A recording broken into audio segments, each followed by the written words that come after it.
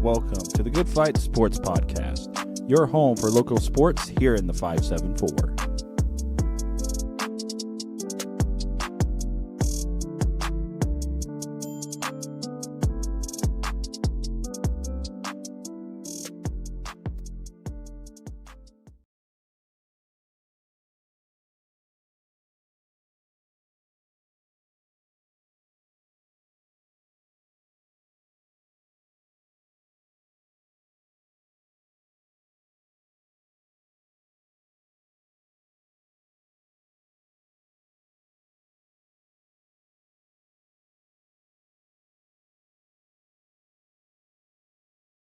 Hello and welcome to the Good Fight Sports Podcast. My name is Kenny Cramer and this is episode 32, and today is October 10th of 2023, and we're going to jump right in. First off, I want to say sectional pairings for the high school football season were released on Sunday. That would be October 8th, I do believe. Yes. That will be a whole separate show, so listen for that one. It's coming out. It'll be released Wednesday. It'll be released Wednesday. Along with this episode, you're going to get a 2-for-1 on Wednesday, so look forward to that one. So we're going to jump right into the recap of Week 8, the high school football season. First off, I did something crazy. So instead of going to a local high school football game, the likes of Penn New Prairie or Bremen, South Bend Riley, or LaVille, since they were too far away down in North Judson, decided to go up north and go to the St. Joseph versus Lakeshore football game. And that one is nicknamed both the Cleveland Avenue rivalry and most prominently the War by the Shore. It is one of the best local rivalries in Michiana. And both teams just hate each other. There is no love between these two schools at all, and it is evident in the fans. It is evident in just how the players play. I mean, there is no love lost between these two schools. There's just none. And like I said, one of the best rivalries in Michiana, if not the best. I will find I can say that with confidence, since I've been to at least one of the games in the War by the Shore. However, on paper it looked like Lakeshore was going to win. They had the better record. They were coming in on I believe a 4-game win streak, and they had just scored 50 points in their last game. And St. Joe came in 3-3. However, that record is skewed because they played two of the best teams in their conference and in the southwest Michigan area in both Portage Central and Portage Northern. Both of those teams have a combined record of 13-1. And St. Joe dropped both of those games, so they were 3-3 coming in. Again, also playing a very tough schedule up until that point.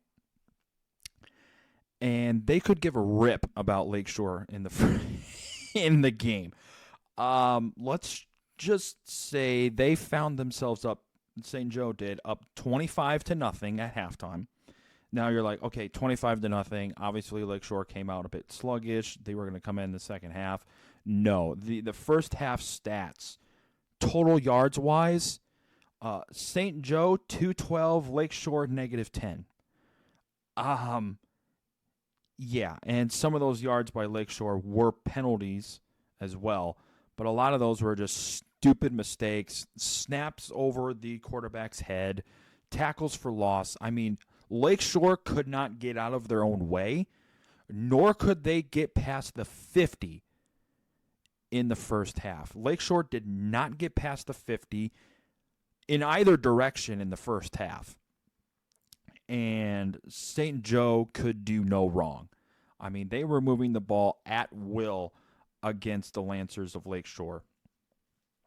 And the second half was no different.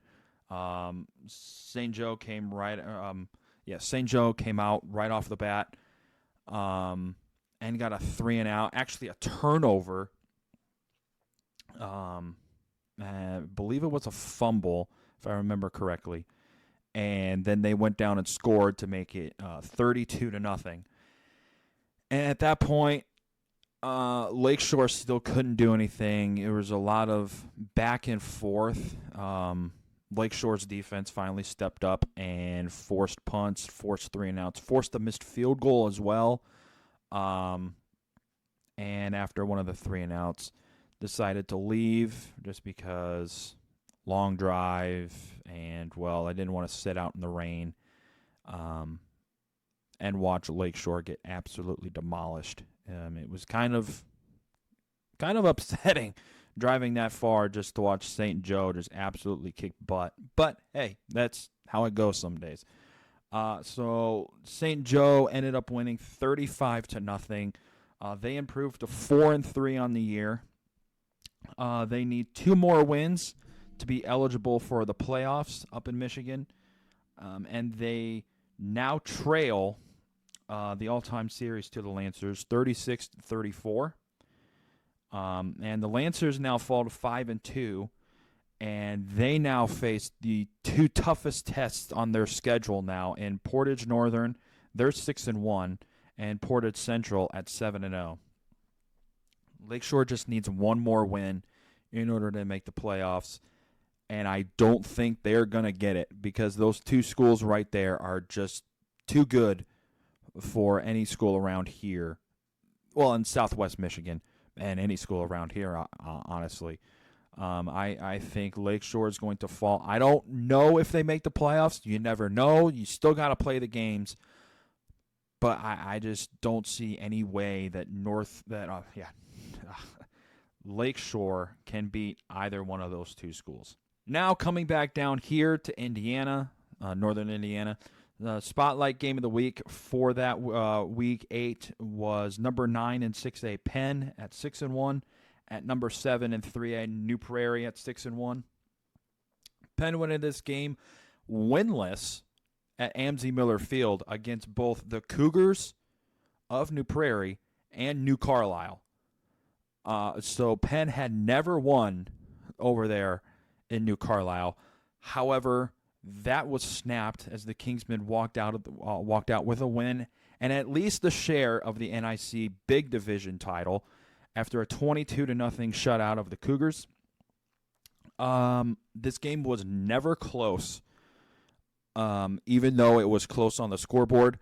Penn racked up 293 total yards of offense to just 3 for New Prairie. Penn also had 14 first downs to just 2 for New Prairie. And yes, New Prairie just managed 3 total yards of offense for the whole entire game. 3. If that doesn't tell you how good Penn's defense is, I don't know what else does. Obviously, Penn's offense was pretty good. They got 14 first downs, but the defense holding New Prairie to 3 total yards and 2 first downs for the whole game, that's incredible.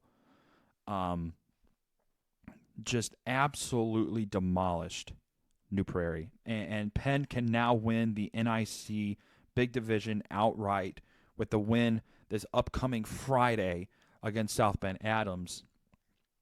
And the Cougars, they look to bounce back with a meeting against Elkhart. Elkhart, even though they are 3-4 at this point, they were 3-4.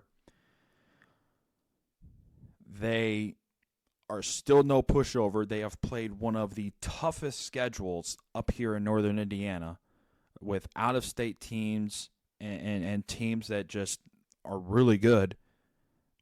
They've struggled, yes, but I think Elkhart is a better 3-4 team than people think. And that was 3-4 at this particular time. I think they're one of the better 3-4 teams. And don't be surprised if they try and make some noise in the playoffs in sectional. I just you never know about Elkhart. Elkhart's one of those dark horses around here that can really muck things up, and I just with the schedule they've played, I think they've been tested, and I mean they've been smacked around a little bit, and I think they're getting tired of losing. Don't be surprised if Elkhart comes out in this game and shows heart and more heart than New Prairie might think, and I think New Prairie is going to be taking Elkhart a little bit lightly. This could be a trap game for New Prairie, thinking they're going to bounce back with an easy win against Elkhart, and Elkhart's going to have something to say about that. Next game was number 4, 2A LaVille, 6-1 at number 14 and 1A North Judson, 4-3. This was the Lancers' final test of the season, and in the regular season, that is. And they made the trek down to North Judson to take on the Blue Jays. Lancers have kind of struggled down in North Judson a little bit. And they found themselves down by 4 at the half at 13-9. But LaVille kept crawling their way back into the lead. They did lead at one point 9-0. That was in the first quarter. They had a safety to start the game, and then 3-4 plays later, they went down and scored to make it 9-0. Crazy way to get 9 points, but hey, points are points. And then going into the fourth, they led 23-20, and then the Lancer defense, yet again for the second game in a row, came up when they needed to, and they had a pick inside the red zone with 7.2 seconds left in the game to seal the win, and beat North Judson again for the second straight year. And I honestly, I really thought that North Judson was going to get revenge on LaVille. And I say revenge because how North Judson lost last year. This game was almost polar opposite of last year's game. Last year's game, North Judson led for most of the game. And then you saw LaVille have to fight back, missed a field goal to win. No, North Judson missed a field goal to win. And then LaVille stops North Judson in overtime on 4 plays. And then LaVille on the first play gives it to Noah Richhart. And most of everybody in the stands, I know North Judson fans are going to say that his forward progress was stopped. However, he just Noah just kept fighting and scored the touchdown, the game-winning touchdown, to beat North Judson 27-21. So I really thought that the Blue Jays were going to get their revenge against the Lancers. However, they're going to have to wait another year as LaVille beats them for the second straight time and improves to 7-1 and 5-1 in the Hoosier North. And the Lancers will face their rivals from Culver, and they're 0-8 this upcoming Friday. And North Judson looks to bounce back yet again in their matchup against Pioneer down in Royal Center. Another game was Concord 4-3 at number 9 5A Mishawaka 5-2. I thought Mishawaka was going to come out and just bury Concord, and they did. They came out, they led 28-7 at one point, and then had a field goal in the second half to make it 31-7 and complete the rout of the Minutemen. The Cavemen are now in a three-way tie for first in the Northern Lakes Conference, and the other two teams are tied with are Northridge and Warsaw. Mishawaka will have, I want to say, an easy test, but you never know. They will host Wawasee this upcoming Friday, and Northridge will travel down to Warsaw to take on the Tigers in our Spotlight Game of the Week for Week 9. And some other local scores from Week 8. Angola beat Garrett 18-13. Boone Grove handled Lake Station pretty easily, 63-6. Crown Point beat Chesterton 21-7. Hamilton Heights took it to South Bend, Washington 51-6. Hanover Central remains undefeated and won their conference, beating Andrean 33-9. Hobart beat Hammond Morton 65-38. Jimtown beat Adams 44-6.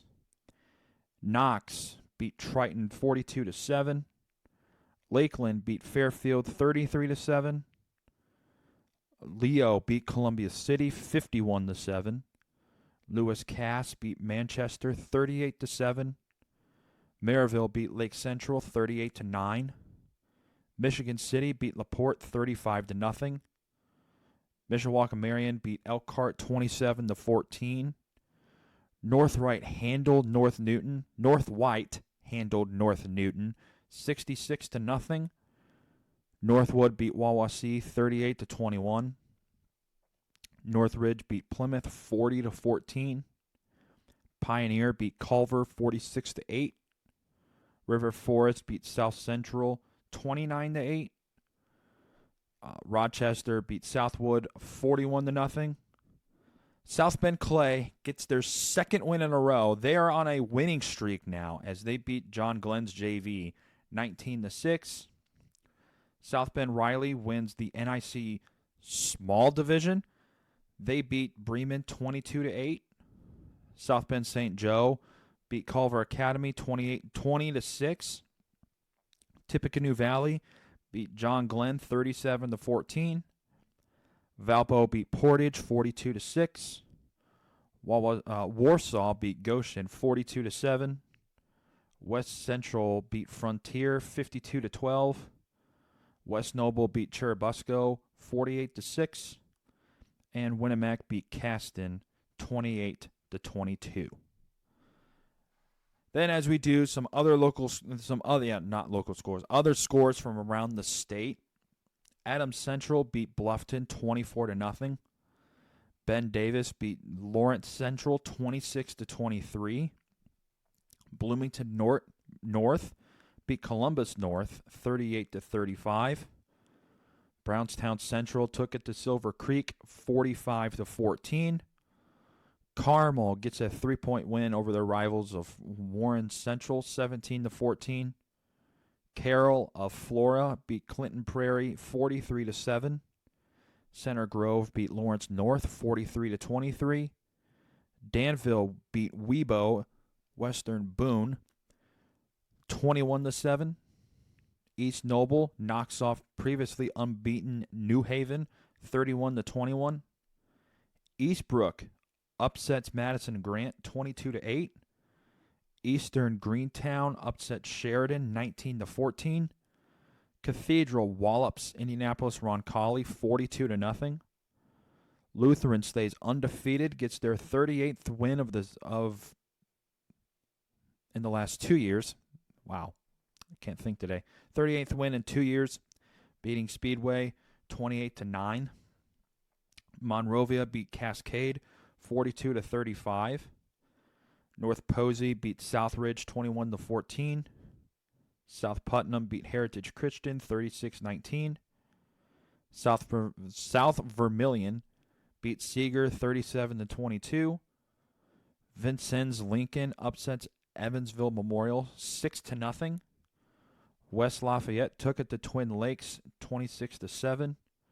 And Westfield beat Fishers 28-10. to 14. Now for the local high school football top 15. These are my rankings. Number 1, I have Penn. Penn, obviously, they beat New Prairie, and they get to 7-1. Crown Point, I have number 2. Those two teams stay at 1-2. Warsaw, they move up to number 3. They were previously 4th. Northridge jumps up to 4th. They were 5th. Valpo moves up to 5th. They were at 6. Knox moves up. They were 7th last week. They are now 6. LaVille moves up. They were 8th last week in my rankings. They're now 7th. New Prairie falls down to 8th.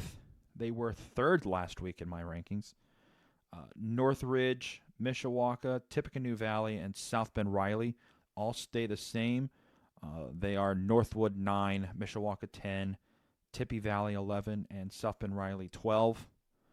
North White moves up to 14. I had them at 13 last week. And then Rochester and West Central both enter the rankings at 14 and 15 respectfully. Both of those were not ranked last week. So now for the coaches poll for all 6 classes. This is week 8, week 9 actually, the coaches poll. And so last week, 6A went 9-1. So Center Grove remains number 1.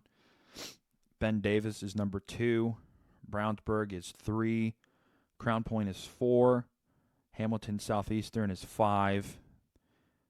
Indianapolis Cathedral is 6. Westfield is 7. Penn moves up to 9. Carroll is 10. Carroll of Fort Wayne is 10. And Carmel comes back into the rankings at 10. And 5A was also 9-1 last week. Bloomington North is still number 1. Fort Wayne Snyder is 2. Bloomington South is 3. Valpo is 4. Harrison West Lafayette is 5. The top 5 did not move at all. Maryville jumps to 6 actually. They were 7th. Decatur Central moves up 1. They were 8th last week. Now they're 7th. At number 8 is Mishawaka. They were 9th. Floyd Central was 10th last week. Now they're 9th. And Plainfield falls to number 10, and they were 6th last week. 4A, they were 7-3. Number 1 is East Central, the overarching number 1 in 4A. Evansville Rights is 2. New Palestine is 3. Kokomo is 4. The top 4 did not move at all. Greenfield Central moves up 1 from 6 to 5. Northridge moves up 2 from 8 to 6. East Noble enters the rankings for the first time. They're at 7th. Mississinewa moves up 2 from 10 to 8. Leo jumps into the rankings at 9. And then New Haven falls from 5th to 10th. 3A was 10-0. Indianapolis Bishop Chatard is number 1. Guerin Catholic is number 2. 1 and 2 did not move. I was surprised when there was a lot of small movement in 3A. I thought 3A rankings were just going to stay the same, but I was wrong. So Gibson Southern moves up 1 from 4 to 3. Hanover Central falls from 3 to 4. Tri-West stays the same at 5th. Heritage Hills does not move. They were 6. Tippy Valley moves up 1 from 8 to 7. Hamilton Heights falls from 7 to 8. Lawrenceburg moves up from 10th to 9th. And then West Lafayette falls from 9th to 10th. So a lot of small movement in those rankings. 2A was 8-2. Linton Stockton is number 1. Triton Central is number 2. Brownstown Central is number 3. LaVille is number 4. And Fort Wayne Bishop Luers is number 5. Your top 5 did not move at all. Alexandria moves up from 7th to 6th. Eastbrook moves up from 8th to 7th. Bluffton falls from 6th to 8th. Lafayette Central Catholic enters the rankings for the first time at number 9. And Indianapolis-Scecina does not move, and they were 10th. And then in 1A was 7-3, and there was quite a bit of movement in this one. The top 6 stay the same. Lutheran, the overarching number 1. Adams Central, number 2. Carroll of Flora, number 3. Providence, number 4. Park Tudor, number 5. And South Putnam, number 6. North White moves up from 9th to 7th. Springs Valley enters the rankings for the first time. They're at 8. Sheridan falls from 7th to 9th. And I don't even get why this even happened. Who voted this team? Who voted Knightstown in? Knightstown is 3-5. There is way better teams out there than Knightstown. I do not know why Knightstown is in here at number 10. That is stupid. I don't agree with it. But I'm not the one voting for teams. Again, I don't even know how in the world Knightstown is ranked. They should not be. They don't deserve it. That's all I'm going to say about that. So that is your 1A through 6A coaches poll rankings. These are the rankings that I do go by when determining ranked teams. So whenever you hear, number 4, da-da-da-da-da, I go by the coaches poll. There is a media poll out there that some people do go by, but I do go by the coaches poll because I don't know why. I just do. So the conference standings now going into week 9, starting with the Hoosier North Athletic Conference. Knox is number 1. They're 6-0 in the conference, 8-0 overall. LaVille is 5-1 in the conference and 7-1 overall. Triton is 4-2 in the conference, 5-3 overall. Pioneer is 3-3 in the conference, 5-3 overall. North Judson is 3-3 in the conference, 4-4 overall. Winnemac is 2-4 in the conference, 3-5 overall. Caston is 1-5 in the conference, 1-7 overall. And Culver is 0-6 in the conference and 0-8 overall. NIC Big Division, Penn is 4-0 in the conference, 7-1 overall. New Prairie is 3-1 in the conference, 6-2 overall. Mishawaka Marion is 2-2 in the conference, 4-4 overall. Elkhart is 2-2 in the conference, 3-4 overall. South Bend St. Joe is 1-3 in the conference, 3-4 overall. And Adams is 0-4 in the conference and 1-7 overall. NIC South Division. This is the small school division. Wow. Riley 4-0 in the conference, 7-1 overall. John Glenn is 2-1 in the conference, 4-4 overall. Jimtown is 2-1 in the conference, 4-4 overall. Bremen is 1-3 in the conference, 3-5 overall. Clay 1-3 in the conference, 2-6 overall. And Washington 0-3 in the conference, 2-6 overall. In the Northern Lakes Conference, Northridge, Warsaw, and Mishawaka are all 5-1 in the conference. Northridge and Warsaw are both 7-1 overall. Mishawaka is 6-2 in the conference overall. Northwood is 4-2 in the conference, but they're also 6-2 overall. Concord is 2-4 in the conference, 4-4 overall. Plymouth is 1-5 in the conference, 2-6 overall. Goshen is 1-5 in the conference, 1-7 overall, and Wawasee is also 1-5 in the conference and 1-7 overall. Now, I'm going to make this brief. Notre Dame got smoked against Louisville. I didn't see this one coming. They dropped the game against Louisville 33-20. Game was never close. Irish were terrible on both sides. Even when the score was tied 7-7 at the half, it didn't feel like a 7-7 game. Good news was I didn't watch the game.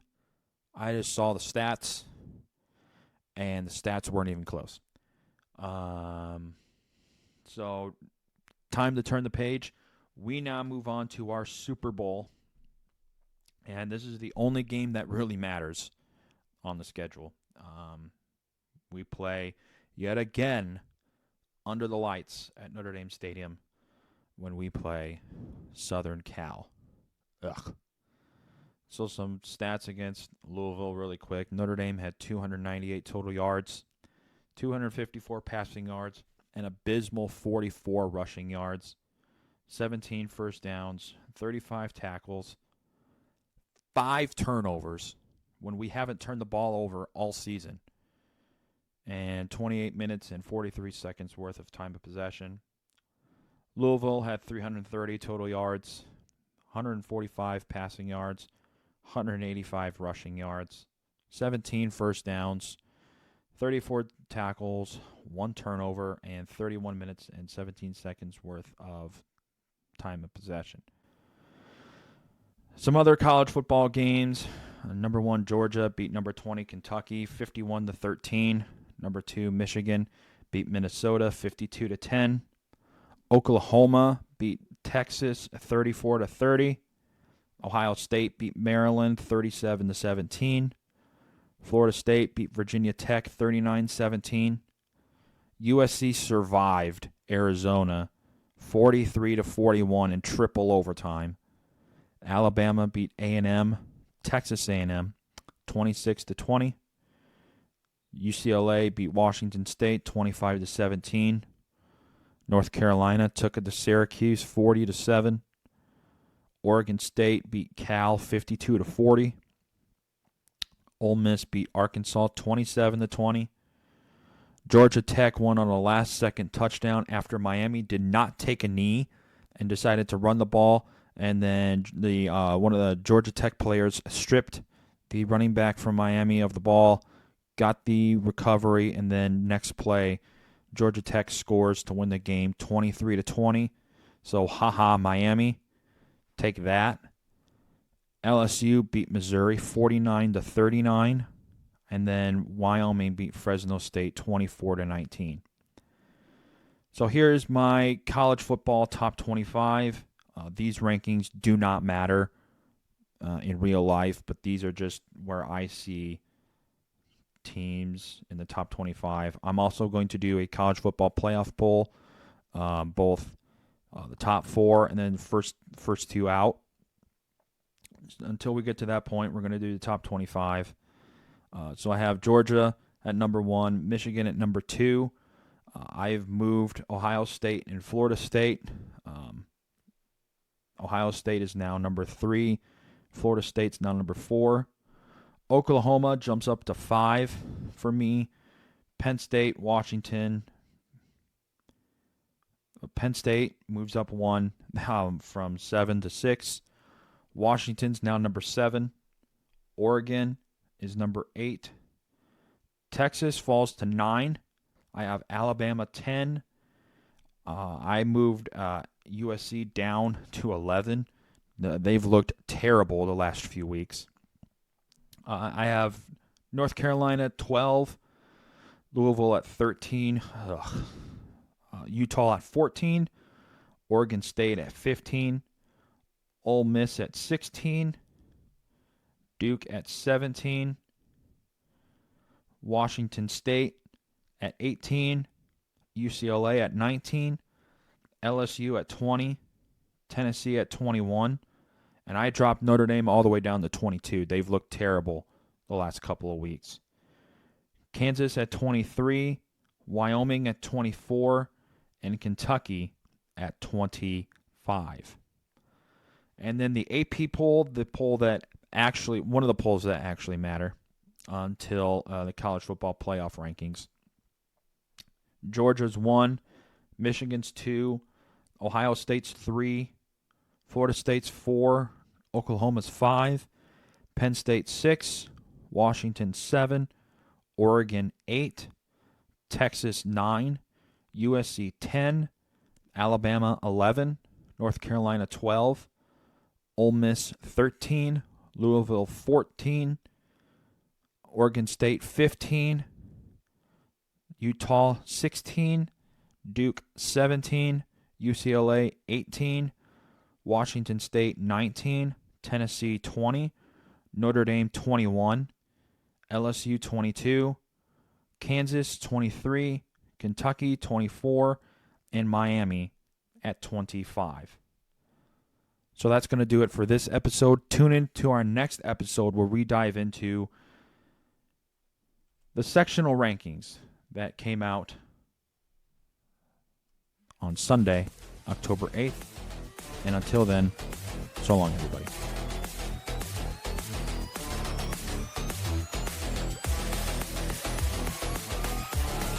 Hey guys, it's Kenny, host of The Good Fight. We hope you enjoyed the episode. If you want to hear more, you can check out our website at thelugnutspodcastgroup.com for all information related to the podcast and where to listen to us. You can also follow the Patreon page for exclusive benefits for the show. Join us next time for The Good Fight.